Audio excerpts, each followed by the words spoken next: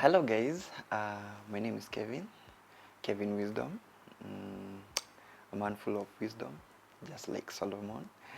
Uh, I am blessed to have one wife. For me, I don't have many wives and many concubines. Yes, Kevin is a businessman, but basically I pursued journalism and mass communication.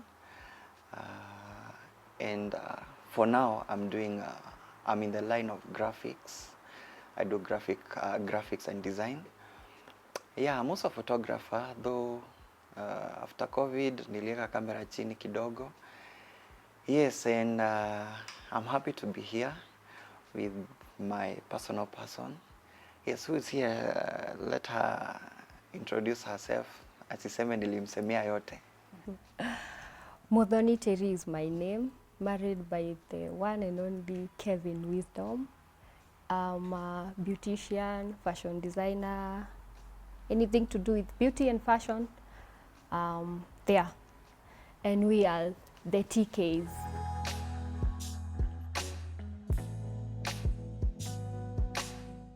Our story is somehow good, funny. Okay, she's the one who saw me first. I do serve in church, in protocol, and also in media. So there's a time I had gone to Nanyuki. I had gone with one of the ministers. So for her, she was in the worship team in Nanyuki, a church called GCCI. So I think yeye ndiye aliniona wa kwanza, but for me I didn't see her. So tukamaliza mission, we went back to Nairobi, and then now in 2019 there's a friend of mine also in Nanyuki who I used to see her posts, photos of her nasikianga wakitana girlfie. Yeah, so I used to see her and post. So one day I got interested and I was like, hey, by the way, I'd like to know about your bestie. I was like, yeah, she's a good girl, nini. Before that, before her now, the bestie thing, there's also another friend of mine who also used to post her. So now I was like, this one is posting her and this one is posting her. So I got interested. So nikauliza now the bestie, how about this your bestie? Tunaserve naye church. So she gave me even the names, So nikaenda IG, nikamstalk. Alafu there's this couple, okay, not a couple. There's this couple, they were Jesus. So hiyo time ndio nilikuwa nimeanza kuwafollow. So after visiting her, her profile pale IG, nikaanza kuona amepostiwa na Kabi. So like, I got interested. Like, umse ana deal na maceleb. You're doing well. So from there now, the bestie, now the friend, the first friend, nikaanza kuinquire more about her, nini. So kinda she gave me her profile. And that's how now I started getting interested in DM IG. So the funniest thing, niliambiwa tuko tuna chat kidogo at around 11 naambiwa good night. Jua na yeye unijui. So I kept on persisting, I would love to know more about her. But alikuwa ananiuma tu mastopa. But Kevo ni nani? I must represent Kevo. So I kept on persisting, and maybe she can tell us more iskue nawapea stories za jaba.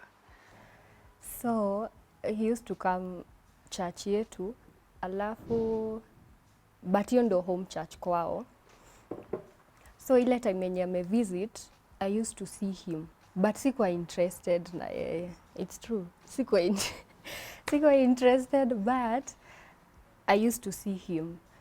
So there was this time, friends zangu sijui kwa nini walikuwa wananipost ama what was happening, because I think aliniona online 3 of my friends used to post me a lot. I don't know why, but it's a good thing. Then the major one ni the wa Jesus walinipost. Then ukani DM and told me, hi, so and so have posted you. Sikuwa nimeona. So hiyo ndo time yenye niliangalia the post yenye what was posted, nikaona okay. Then I think yeah, that's all.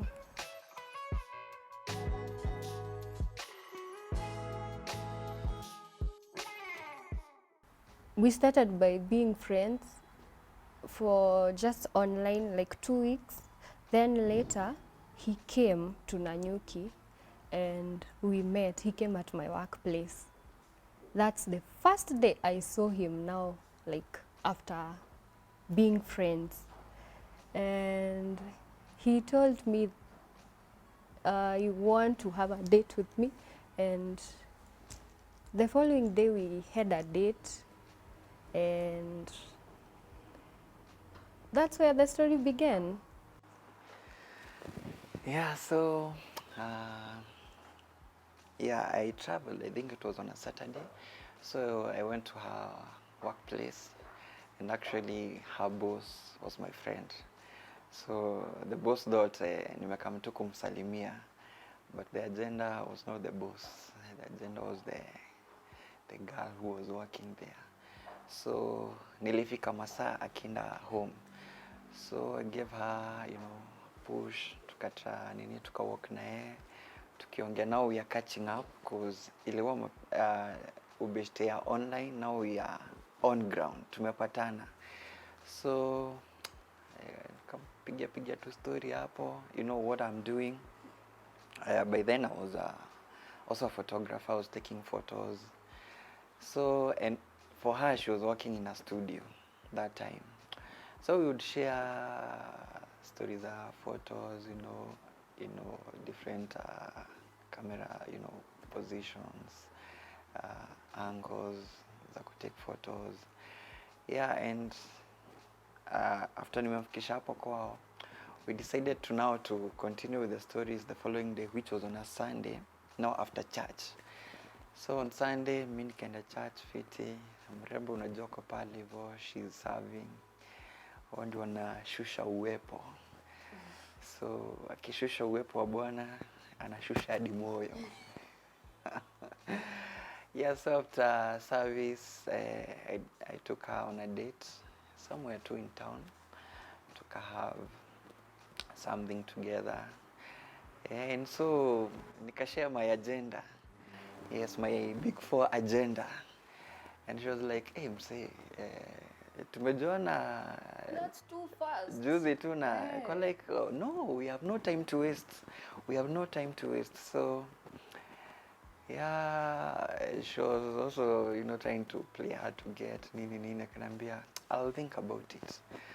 You really don't have to think about it because you've already thought about it. But she didn't give me an answer.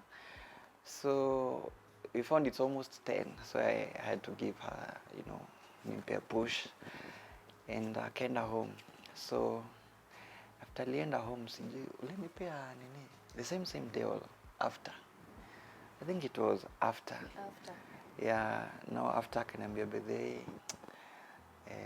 After we met, I also felt, kuna ile chemistry, unlike poles. Yeah, and tukajipata amesema yes, and deep inside I was like, yeah. So the very first person wa kuripotia ni ule beshte wake wa kwanza, kwambia by the way, mambo yanaenda vizuri. So I told her, by the way, ule dem alisema yes. Now she's my girlfriend. I'm like, hey bro, I'm so happy for you. Nini. And by the way, I talk a lot. We actually now planned to meet and now her together with a friend. So, isn't it? Yeah. Yeah, so to come meet place, to have coffee. Yeah, so stories, you know, now the friend is trying to tell me she's my friend, she's a good lady. You know, now that lady knows her and she also knows me because she's my, like, Long time yeah, friend, I long think time so. friend. Tulijua naye around 2010. So ni mtu, we have walked quite a journey. Yeah.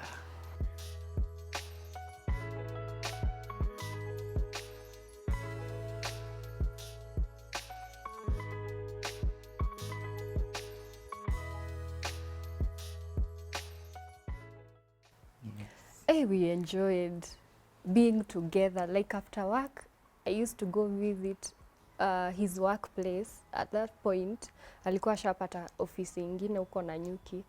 So nikitoka job, I used to go to his office. Then after that, we go take some samosas. Tulikuwa tunapenda samosa. Samosa.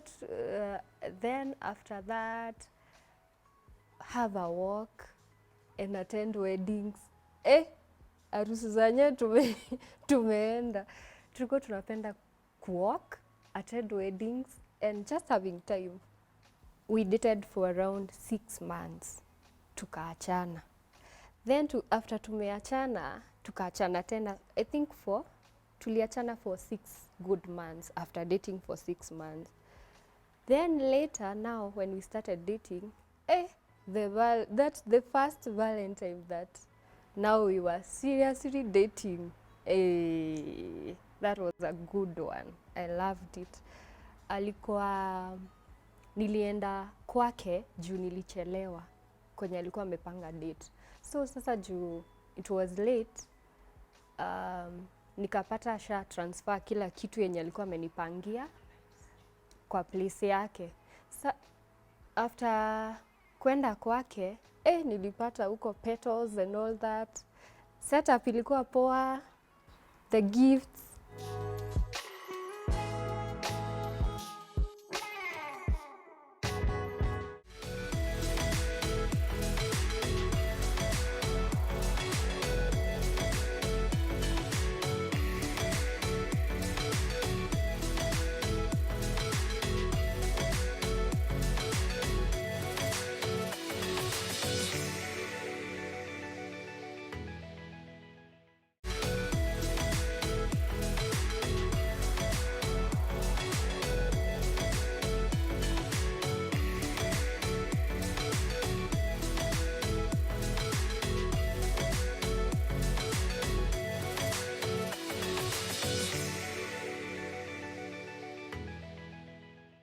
Now, about that dating period, we were in Nanyuki and then COVID came, alafu kukaekwa lockdown, so tukakaa cause now tuko indoors, we would look for each other.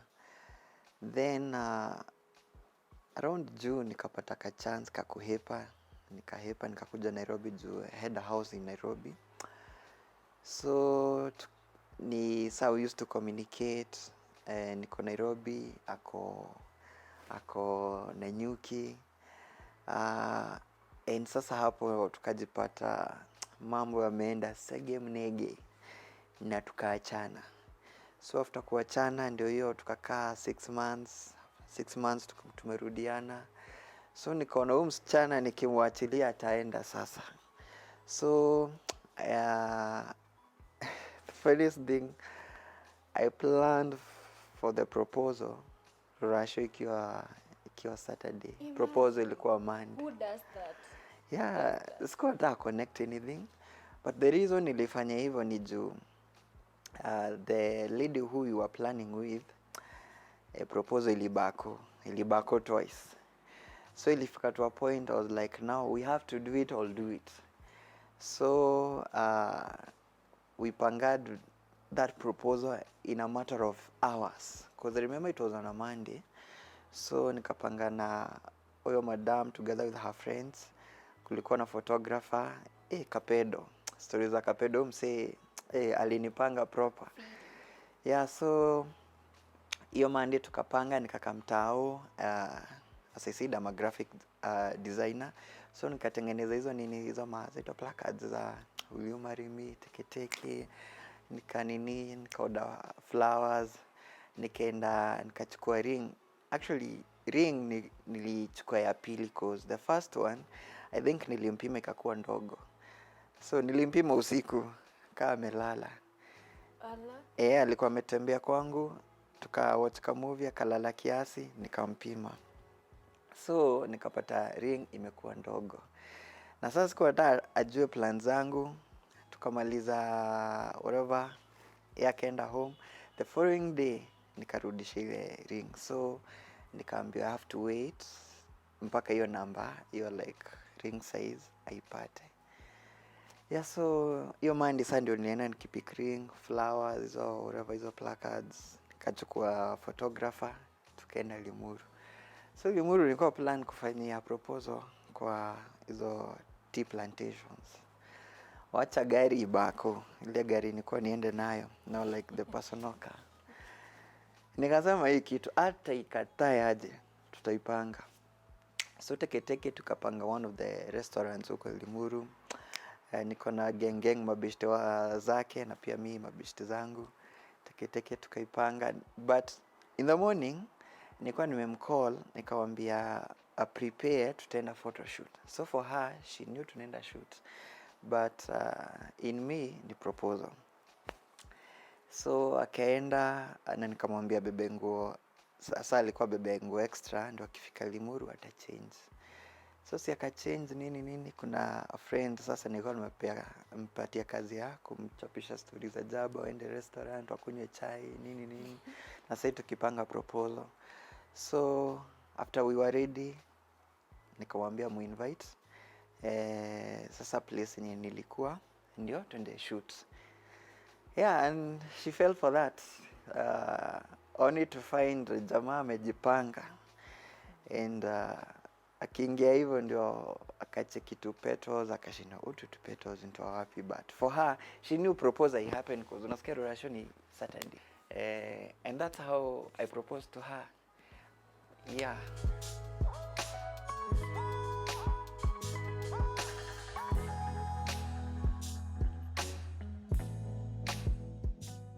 Proposal ilikuwa surprise, but mimi venye alini surprise sikuwa nataka hivyo.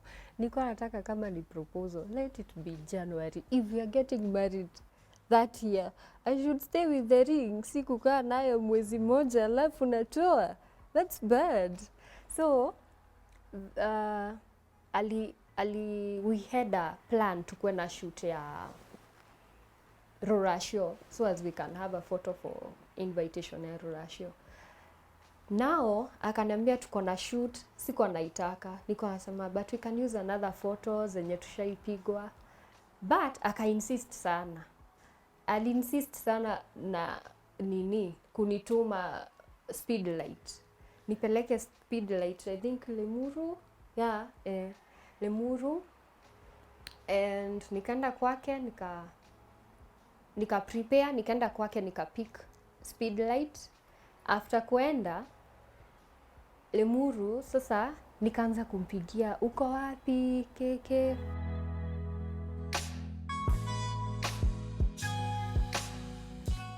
Uko wapi? And all that. Akaniambia niko tao, give me I think 1 hour 30 minutes, I'll be through, nikuwe nimefika. Sikuwa nimefanya makeup. Nikafanya makeup. Mwenye alikuwa anakuja kunipika kakuja. After kukuja akaniambia unafaa kuvaa before mpatane juu shoot yenu mnaenda sijui kwa majani, so itabidi tu umevaa huku kwenye unapakia makeup. So after that nikavaa na nikasema okay, it's okay. Akaniambia but unafaa kupeleka hiyo speed light rooftop. Kuna hiyo studio iko huko Limuru rooftop. Kasema okay, sawa. Nikipeleka nikapata nimeajariwa. Nikapata petals, but haikunihit ati ni proposal yangu. Nilienda tu nikiwa excited, niko wow, hii place inakaa poa. Then boom, nikapata mtu. Kijana ni nani? Alifanya ile kitu vizuri. Everything was nice, keki, watu, friends wenye ningetaka wakue, they were there, we had a pasta. Wow. And thank you for that.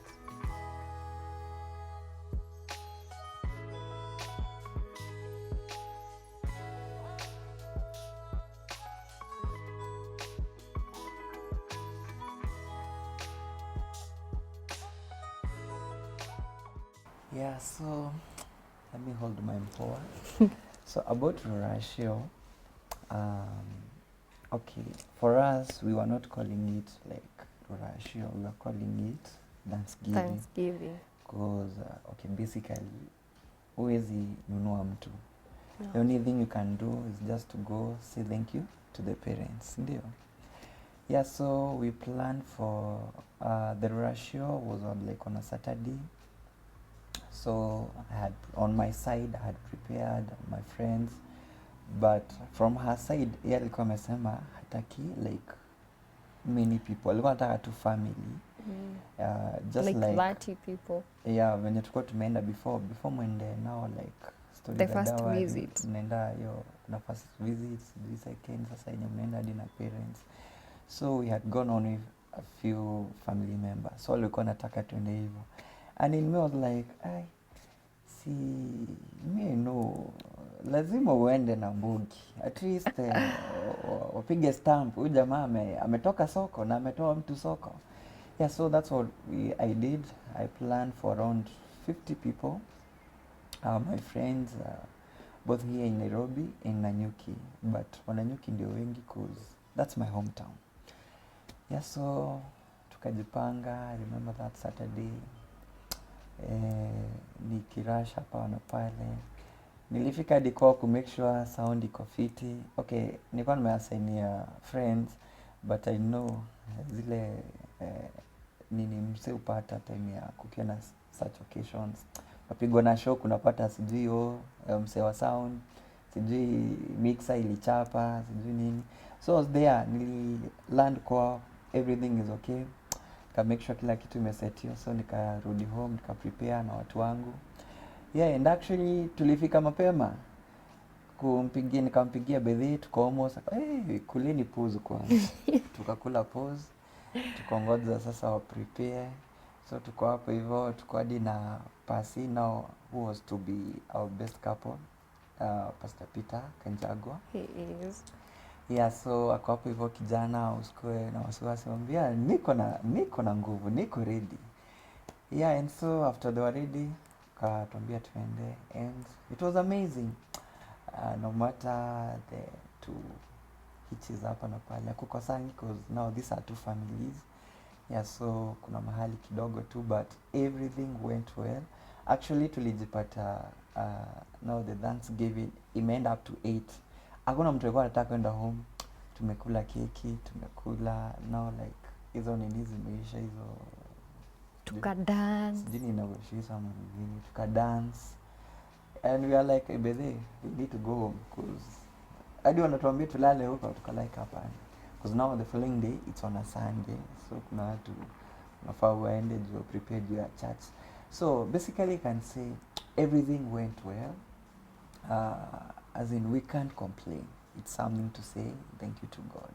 So after Rurashio, hatukuwa na date ya harusi, but we knew hii mwaka, that is 2022, lazima. Na Rurashio ilikuwa ya September, I think 20th of September. Yeah. So tukaanza kuulizana, where can we fix a date for our wedding? We had a talk na Pasi, our pastor that is back in Nanyuki, because our wedding was in Nanyuki, not here.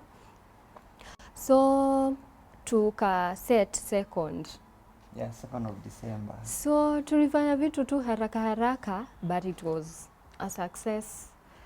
Lakini ilikuwa hectic kupanga ukiwa hii side na unapangia kitu yenye iko Nanyuki. Oh my goodness. Nilikuwa natumwa kaa kila weekend, sijui go check, sijui committee kama wafanya hivi, sijui go check what. Nikiambiwa hivyo I'm like no, everything will be okay. Wenye wako huko I think they can handle everything. They don't need someone to watch what is going on or to know updates and all that. It was hectic, like from here then going all the way to Nanyuki. Yeah, what I can add maybe, you know, when it comes to wedding planning, okay, they say wedding is ladies, they are so much concerning that day. Like for you, we panga vitu zako lakini zangu uziache. Yeah, so for me now, see tumemaliza dowry September, so we have October and November, 2 months to plan everything ingiane, cause wedding ni 2nd of December.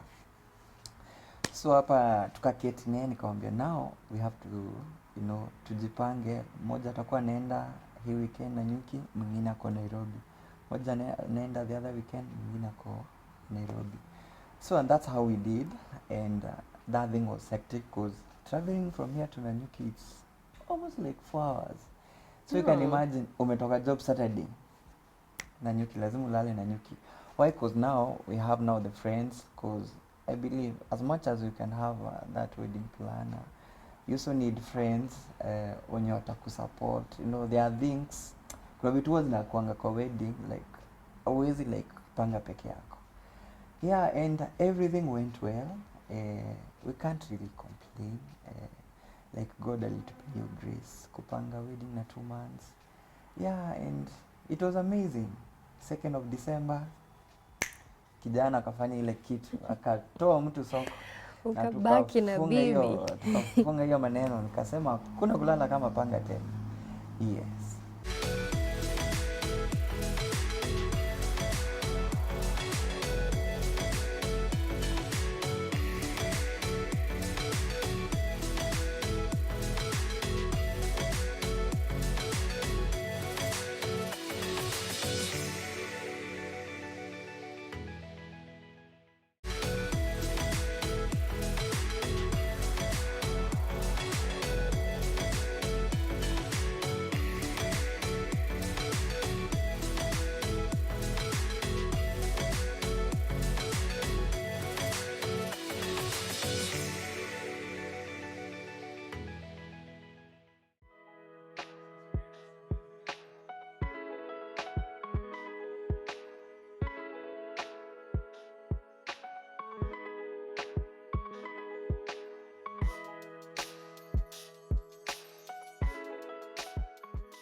Tulilala na my girls on the wedding day, so we had to wake up mapema because I was the one doing the makeup for everyone, hadi mamangu, I think around 11 people. So at I think around 4 I was up with my first, do I say client? But haikuwa client, ni mimi nilikuwa nawafanyia makeup. So nikawafanyia wote, and by around 7 everyone was ready. Then we started with the photo shoot with the girls. Nilipenda nguo zao sana, oh my goodness, nilizipenda and the color. Lakini sasa shoot yangu peke yangu nilikaa kidogo hadi wakafika, like walinikujia wakapata, ala, msichana bado anapozia mapicha. Hawakukaa kidogo, walikaa. Siku hivyo hatukukaa sana, wana ni kukaa. I told her by at least by 10 ukwe ready. Ndio like now the 30 minutes ziko za like nitambo msafara to church tufike 10:30. But my girl ni nani aliamua kufanya ile kitu. Sisi ni maboy prepare. Actually tulianza kuprepare around 8. Tukaprepare, tukakunywa chai, tukapiga story, tukapiga mapicha. Tukaenda kwao. Wase wakaimba, mimi nilikuwa tu uko katikati, angejua kwenye niko. Wase wakaimba, sauti ikaisha. Karibu hata watafutiwe maji kwa sababu Kumbe madam na mtu wangu hapa ni Ndio nani? unapigwa picha. Ameamua kupiga picha na magirls wake pale.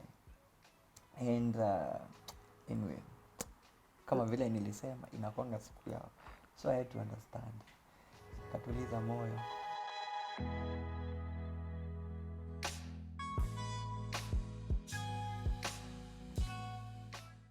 So after that then nikavaa, siko nimevaa ni ile gauni ya morning unavaanga. Nilivaa bado wakiwa wamechoka, wameimba, wanashindwa, but all in all it was my day ama our day, so they have to cope with everything that is happening. Na after harusi nitabaki na picha na ndo nahitaji, so tukavaa, we went to church, nikaingia wa kwanza, kila mtu akashtuka, ako wait, kwani Kevo akuje harusi yake? Watu kaanza kuniuliza, hadi wenye walikuwa nyuma yangu, what's happening, what's happening? Then wakaona tu ametokea, akatokea with our pastor Kanjagwa, that is our best couple. Ndo watu wako, oh okay, then wakaambiwa the meaning of what happened, like I'm the one to enter first, then him. After church we did our reception at the same place, so as we can go do the photo shoot at another place and dinner, which was a success.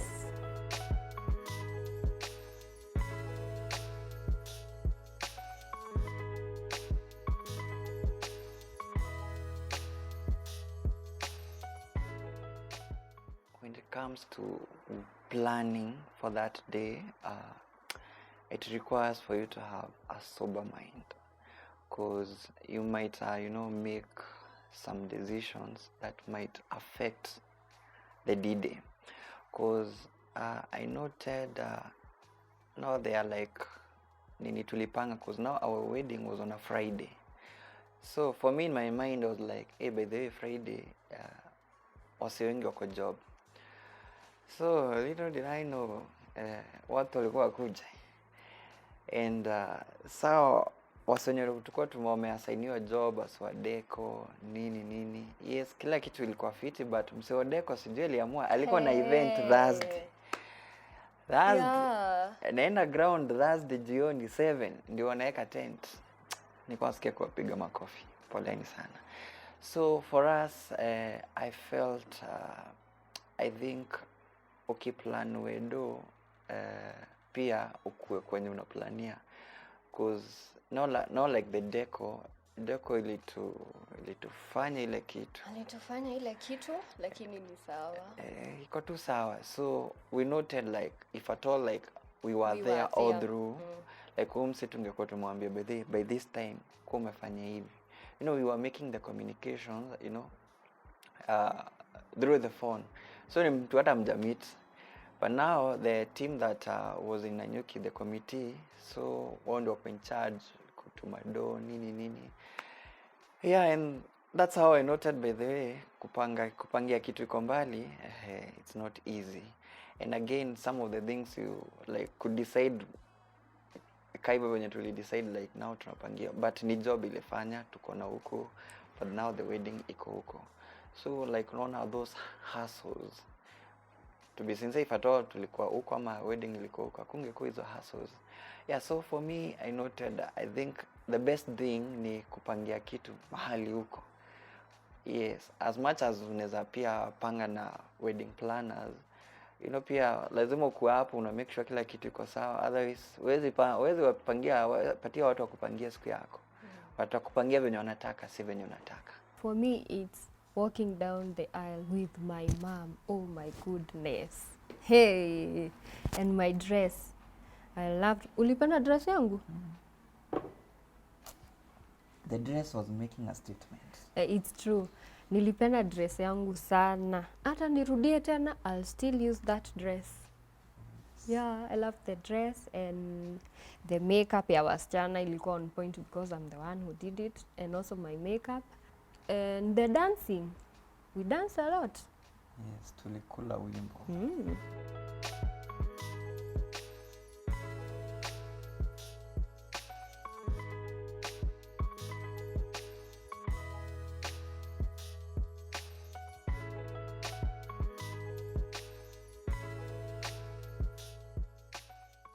the reality hits you after the reception. Well, at the moment everything is done now, like watu wamekula, you guys, the gifts mmepewa, mmekata keki. No, after that everyone else goes home. Mnabaki Mnabaki wawili. nyinyi wawili na best couple na maybe the bridal team.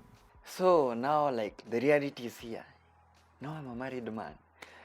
So like so zile vitu nilikuwa nafanya nikiwa bachelor naziambia bye bye saa hizi.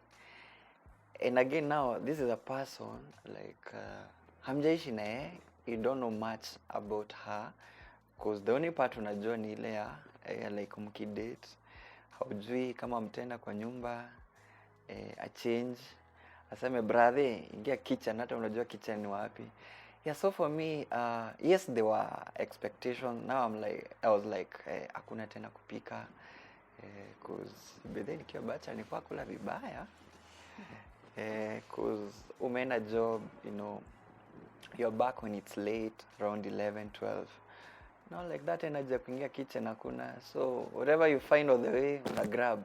So for me I knew like now I'm sorted, but now I was not sure like will this person change, like with what I was expecting, will she do it or she'll change her mind. Niambie bedhe brother hii maisha mtu afanye chake. Yeah, so for me I was like 50-50, but to my surprise I married the best person. Hey.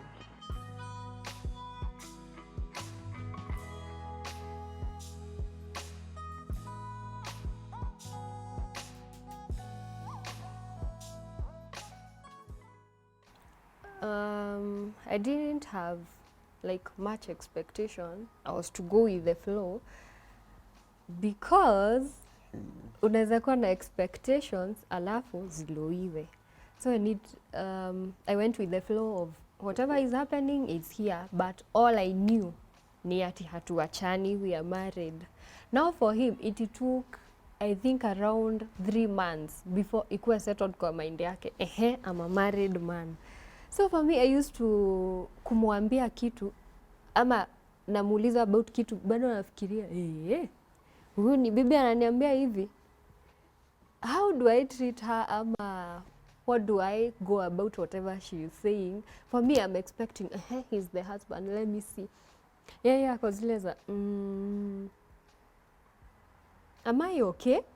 So now after I think April ndo sasa tukaingiana vizuri and everything was okay. Yeah, maybe I can add something. Okay, the reason I took time, you know, before I adjust, you know, I was used to that bachelor life. Ukisikia utakunywa maji na jug, kunywa maji na jug. Ukisikia like nguo utaita mamafua, utamuita. Ukisikia utakula, you know, you leave the utensils on the table. Like, okay, I know Katasi says you need to clear the table. That's bad. But now nimeingia life, ni mimi napangwa. I was like mimi nilikuwa jipanga. Like unanipanga aje? So I think that's what made me take time, you know, to adjust.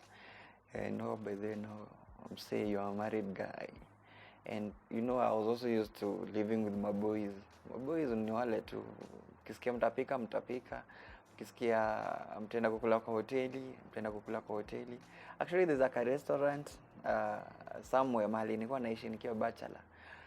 After I stayed for a while, nilipita hapo akaniita, hey bro, kwani ulienda wapi? We even have a special offer for you.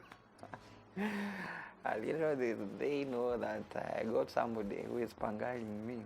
So I had to live, you know, that old lifestyle.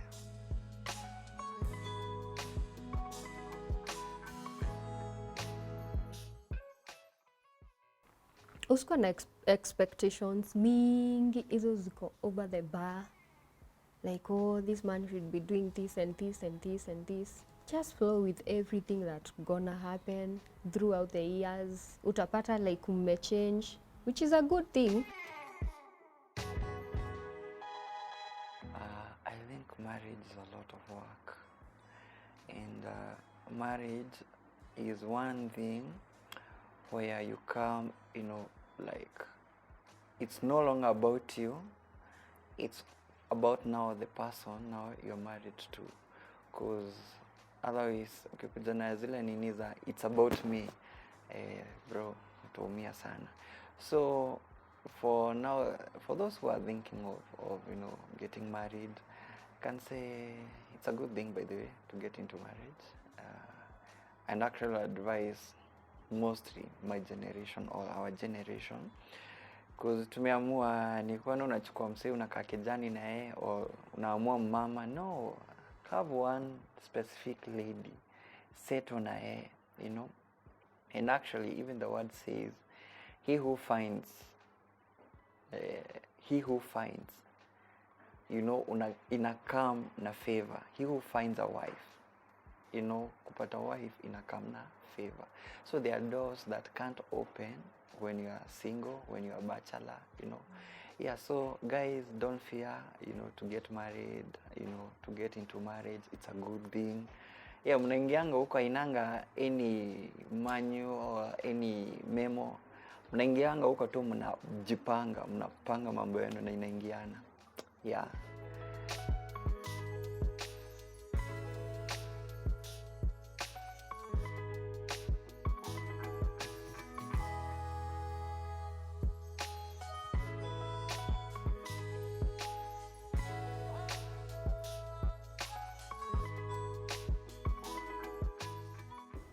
You've been hanging out with the wisdoms, and this is our love story.